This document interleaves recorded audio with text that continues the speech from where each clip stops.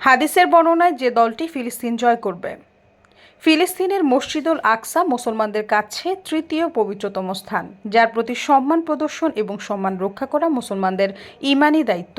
মুসা আলাইহিসসালামের জবানে মসজিদুল আকসা ও তার আশেপাশের অঞ্চলকে পবিত্র ভূমি উল্লেখ করে পবিত্র কোরআনে ইরশাদ হয়েছে, হে আমার সম্প্রদায়, আল্লাহ তোমাদের জন্য যে পবিত্র ভূমি নির্দিষ্ট করেছেন তাতে তোমরা প্রবেশ করো এবং পশ্চাৎপসরণ করো না, করলে তোমরা ক্ষতিগ্রস্ত হবে। সূরা মায়দা আয়াত নং 21।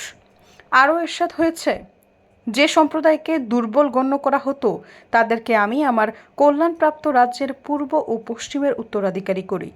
সূরা আরাফ আয়াত নং 137। ফিলিস্তিন এতই মোবারক ভূমি যে আল্লাহ তাআলা একে ইসরা ও মেরাজের ভূমি বানিয়েছেন। ফিলিস্তিনের বাইতুল মুকাদ্দাস থেকেই নবীজির মেরাজ শুরু হয়েছিল। আল্লাহ তাআলা বলেন, পবিত্র ও মহিমাময় তিনিই, যিনি তার বান্দাকে রাত্রে ভ্রমণ করিয়েছিলেন আল মসজিদুল হারাম থেকে মসজিদুল আকসা পর্যন্ত, যার পরিবেশ আমি করেছিলাম বরকতময়। তাকে আমার নিদর্শন দেখানোর জন্য তিনি সর্বশ্রোতা সর্বদ্রষ্টা। সূরা বনী ইসরাইল আয়াত নং 1। এই অঞ্চলকে বলা হয় মুক্তিকামীদের ভূমি। আল্লাহ তাআলা যুগে যুগে মুক্তিকামী মানুষকে ফিলিস্তিন ভূমিতে আশ্রয় দিয়েছেন। যেমন লূত আলাইহিসসালাম সম্পর্কে বলা হয়েছে, এবং আমি তাকে ও লূতকে উদ্ধার করে নিয়ে গেলাম সেই দেশে যেখানে আমি কল্যাণ রেখেছি বিশ্ববাসীর জন্য।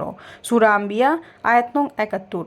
আরও ইরশাদ হয়েছে, এবং সোলাইমানের বশীভূত করে দিয়েছিলাম উদ্দাম বায়ুকে, তা তার আদেশক্রমে প্রবাহিত হতো সেই দেশের দিকে যেখানে আমি কল্যাণ রেখেছি।